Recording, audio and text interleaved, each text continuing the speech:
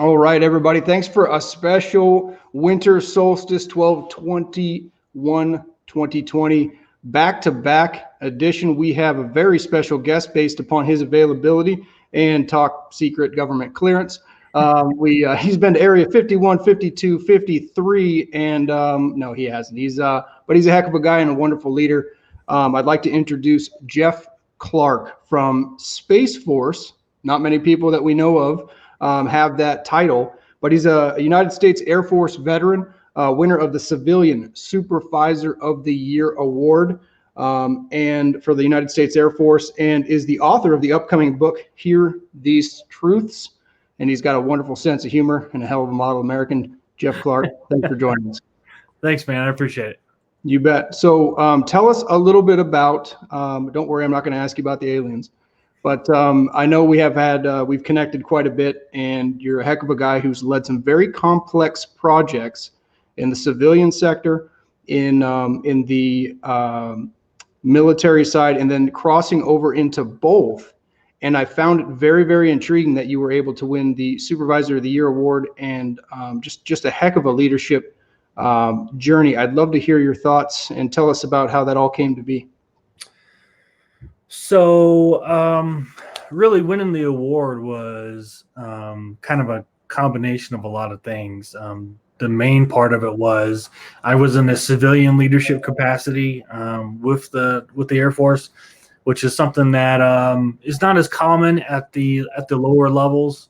And we were in charge of putting together a very complex type of unit that had a lot of business activities, and the previous leadership had really drawn it into debt, and we were losing a lot of money. We needed a different culture of leadership and kind of how it could work.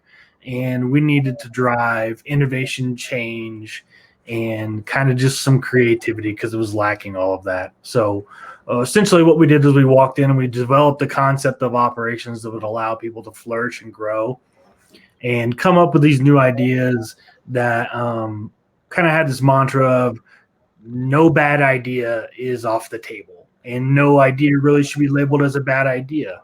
So when we did that, we kind of encouraged people to start thinking outside of this little bitty box and start thinking big, because we were bleeding money, and it was because of the old way of thinking. So once we changed that and kind of got it turned around, the money side of it, naturally started working a little bit differently. And there was a lot of things we did for that, but and I have a lot of people to thank for winning that award, but I by no means won it myself. So very unique situation, very awesome opportunity, and I worked with a lot of great people. Yeah, I remember that's something that really stood out when we had discussed that in previous conversations, and we talked about it in the episode we just had. But humility was one of the first things I really admired about you, and one of the things that you say even in your content is authentic, genuine, honest, original. And I really am excited to hear to read your new book that's coming out soon, Hear These Truths.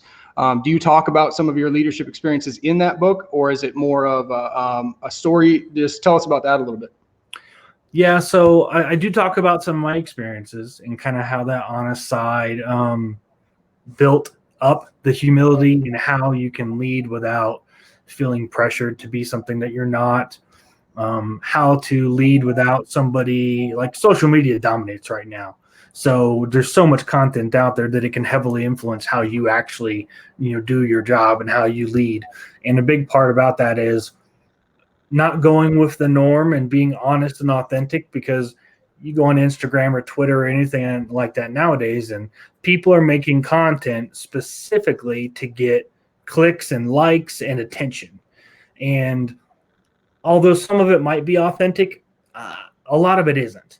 So instead of trying to be something that you are not, be something that you are and that you are capable of being, and it won't cause you these problems. So yeah, I talk about my experiences a little bit in the book, but for the most part, we're talking about kind of that honest leadership and how you get there. And we're comparing it to the social media trends today, like the algorithms and how the content is king, and how it's a flood of it out there and how to navigate through all of it. Well, how do you do that when you're in a leadership position trying to lead people? So it's kind of a complex story that we break down little by little into kind of here's how you can develop your philosophy and weed through some of this BS. Yeah. I really think that,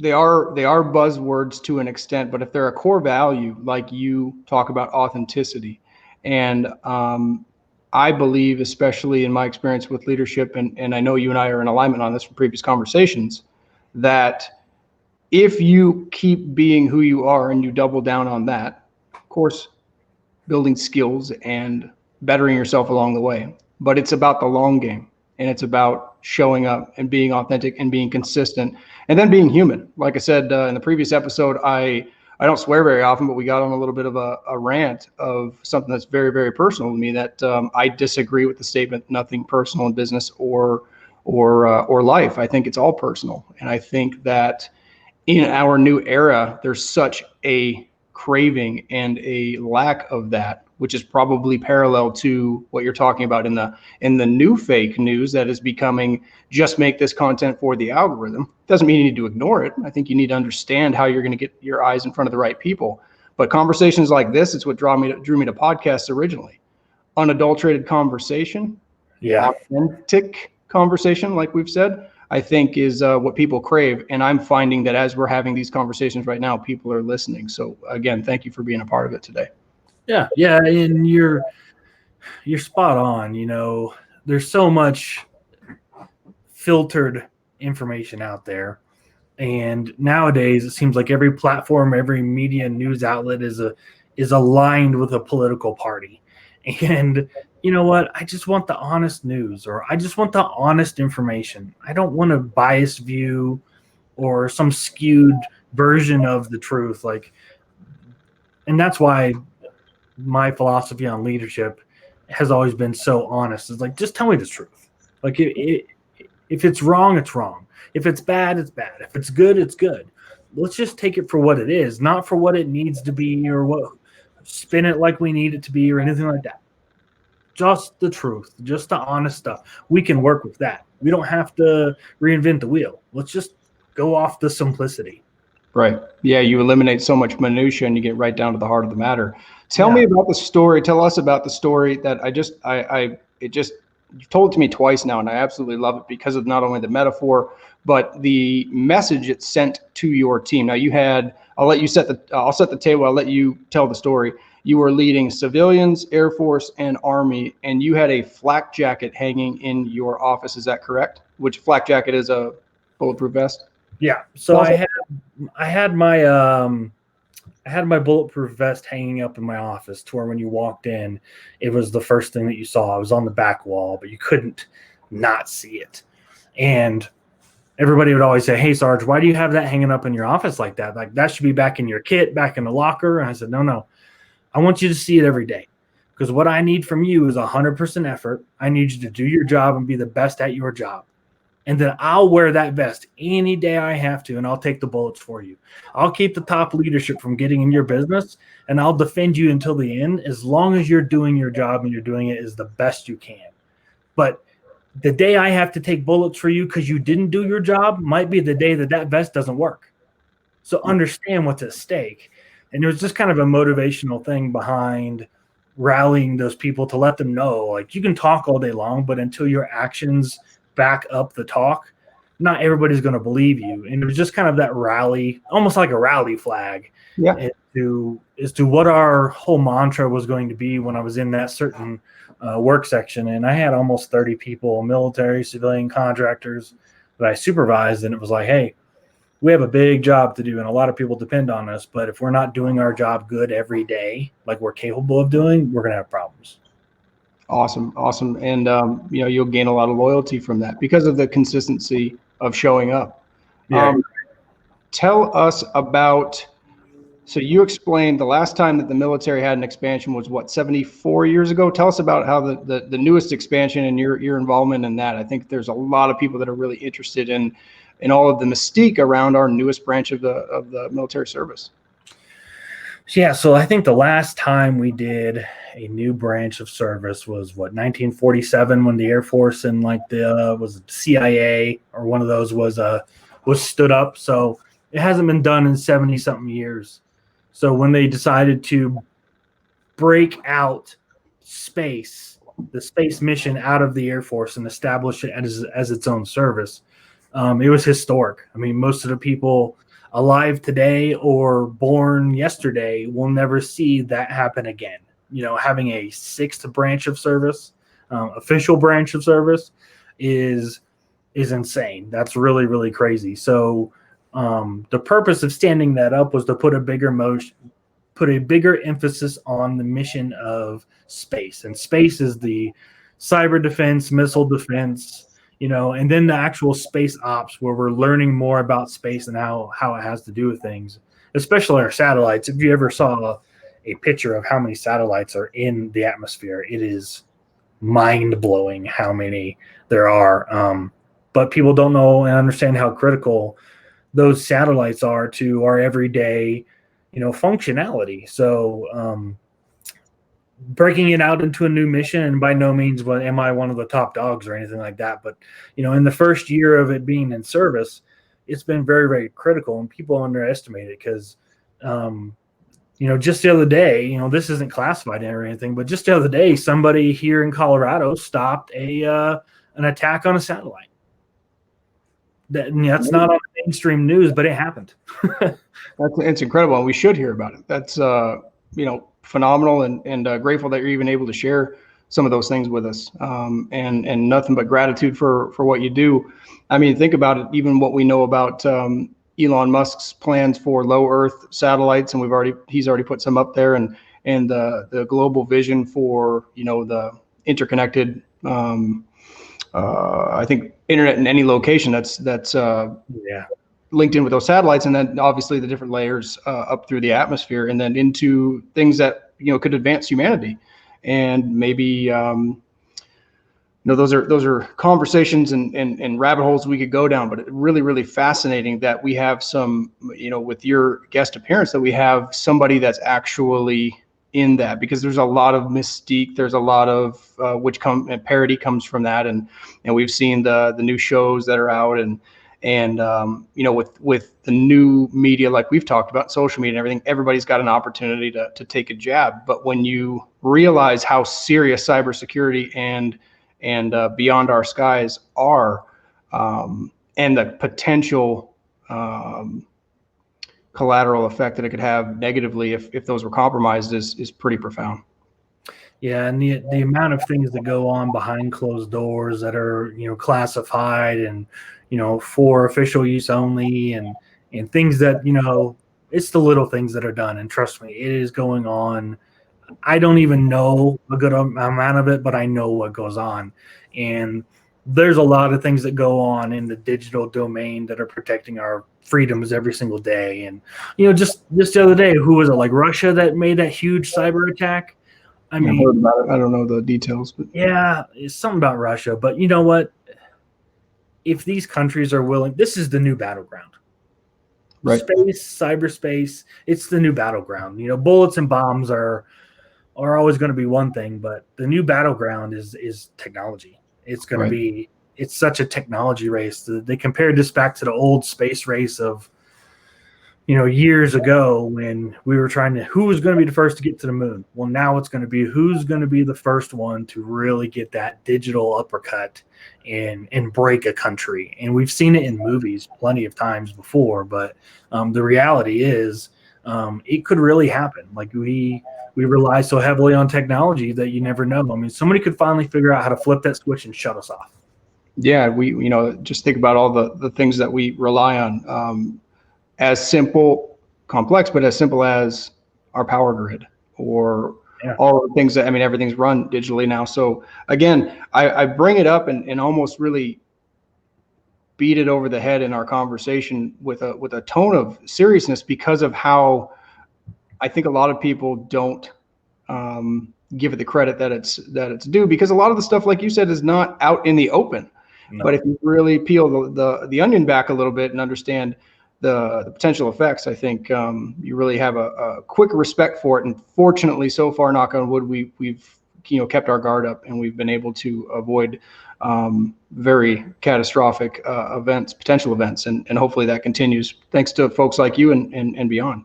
Oh yeah, I by no means am one of the ones pulling the triggers or anything like that, but we got some outstanding individuals in the Space Force now that are doing some awesome things, and yeah, they don't get their credit because they have to kind of keep things hush, but we're safer because of them. I can promise you that. No, it's terrific, and again, nothing but gratitude and respect. One of the things that I would love to introduce my audience to you is. Not only we'll switch from, we were super serious, we'll switch to a little bit of fun for a second. So you have on command, you seem to have a tremendous sense of humor. You balance the seriousness with a relaxed sense of we're serious when we have to be, and we have fun when we don't have to be serious. And that's life. That's one thing I constantly bring to the table with my leadership style and to my tribe, as it were now. Is that leadership, and you and I have talked about this, leadership it is serious business, but it doesn't have to suck. And I think that some of the things that we've been talking about for the new year, maybe once a week, I'll let you set the table for that, will allow people to, we joke about it, we put our hair down and have just a genuine conversation in a lighthearted manner. Do you want to discuss some of that? Yeah, so a lot of people think that when you take charge, you gotta be in charge, and you gotta be super serious and put on this face that says I'm in charge, and there's no fun in that. And if some people come to work to get a paycheck and to go home, that's their prerogative, that's fine. But not everybody is like that, and not everybody wants to come and just peck around on the keyboard until it's 4:30 or 5 o'clock. So creating a culture and an environment of people having fun and enjoying themselves, because work can be fun, it can be enjoyable. And a lot of people want that. They don't vocally say that, but they come to work with a better attitude, a better mentality by just you feeling like they're worth it and having fun and getting compensated. And you can do a lot in relieving stress from people's lives by making work a thing that isn't work. Like, work's got to stop being a 4-letter bad word. Right. It's got to start being you have passion and drive in your work. Like, people feel like, when I come to work, it's worth something. It does something. It's more than just a job. So I think that's really, really important when you lead people, is to enjoy it and not take things so seriously. And that's where that truthful, honest leadership comes in, where some managers will blow up when there's bad news. They'll just explode and everything's going to hell and, the world is crumbling. No, it's not. Right. Relax a little bit and enjoy it. Bad things are going to happen. We fail more times than we succeed in everyday life. It's part of the journey. And until you embrace that and understand that, you're never really going to understand, hitting a home run is great, but you can't be always swinging for the fences. You have to understand how the game is played and enjoy yourself while you're doing it. And then when you do hit those big home runs, then you celebrate, then you get upset, then you really, really, come out of your shell, but have some fun and enjoy being work. And work has to stop being a 4-letter bad word. Completely agree. I think we're going to have some fun this next year. We haven't decided on a cadence yet, but it looks like it's going to be once a week. We are actively looking for deciding on a podcast name, but we're going to be reviewing from our respective areas. Jeff's going to have his own that he brings to the table. I'm going to have my own that we bring to the table. Every week, we are going to review one new microbrew and to have a leadership discussion. We may end up throwing one hard alcohol in there, but we're going to make sure that we don't we keep it professional and fit for purpose. So right now we've been kicking around ideas. We've got your book title that's coming up. We threw in everything around from that title to Skullmates, which is a nod to our wonderful haircuts, and brothers of the melon. But we're gonna have some fun and have leadership conversations that are, because leadership is serious. It's serious business. Companies are not, companies, teams, yes, there are failures along the way, but ultimately you need to win.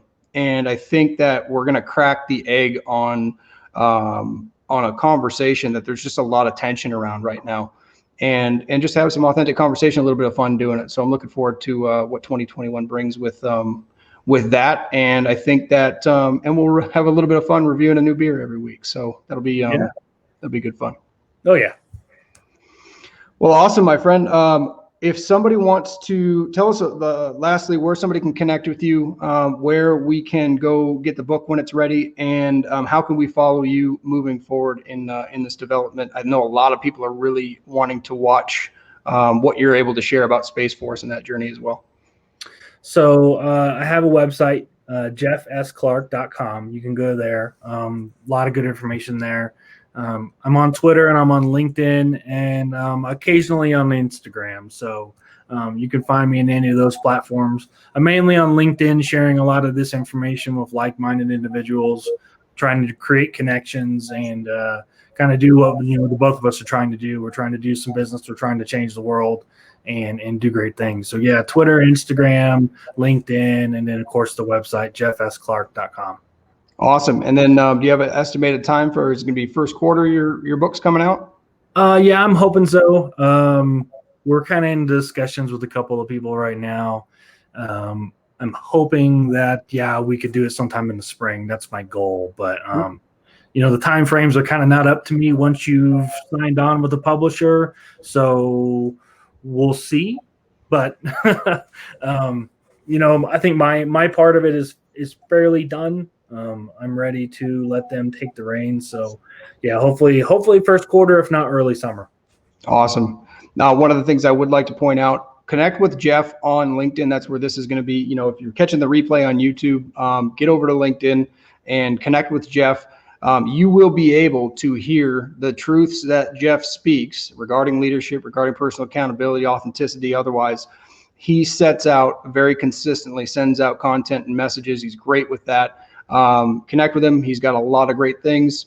Keep an eye out for the book, hear these truths, and watch for new developments with your current project. So nothing but gratitude. I know it's tough to connect with you because you are a very busy man. So thank you so much, Jeff, for being a part of this program today. And I look forward to the 2021 podcast that we're going to be kicking off. Yeah, I appreciate it. Thanks for having me on, and more things to come. Awesome, Jeff. Thank you, sir. We'll talk to you real soon. Thanks for your service, and keep up the great work. All right, brother. Thanks. See ya. All right, everybody. We didn't see any comments come through on this. We are going to test some new software moving forward. We decided not to go with the new one. That one is going to be Restream. Currently, this goes pretty well with StreamYard, but we'll be able to connect with the you'll be able to catch the replay on YouTube if you have. Great. Thank you. Throw a like and subscribe. You can connect with me on LinkedIn, especially if you're getting this now. Remember that I offer a free 20-minute coaching session for any individual or business serious about changing and upgrading the quality of their life or their team.